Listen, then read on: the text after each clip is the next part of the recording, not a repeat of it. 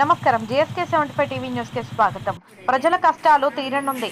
ఎన్నో సంవత్సరాల నుండి ఎదురు చూస్తున్న అంబులెన్స్ శోభకార్యం ఈ రోజుతో తీరుతుంది. భూపాలపల్లి ఎమ్మెల్యే గండ్ర సత్యనారాయణరావు కృషి ఫలితంగా నేడు షాయంపేట మండల ప్రజలకు అంబులెన్స్ సౌకర్యం అందుబాటులోకి వస్తుంది. ఆదివారం సాయంత్రం 4:30 అంబులెన్స్‌ను ప్రజలకు అంకితం చేయనున్నారు. గత ఎమ్మెల్యే గండ్ర వెంకటరమణారెడ్డికి ప్రజలు, ప్రజాప్రతినిధులు, ఉద్యమకారులు మొరపెట్టుకున్న ఫలితం లేకుండా పోయింది. షాయంపేట మండలంలో నేటికి అంబులెన్స్ లేదంటే సిగ్గుచేటుగా ఇతర మండల నాయకులు పరిగణించేది.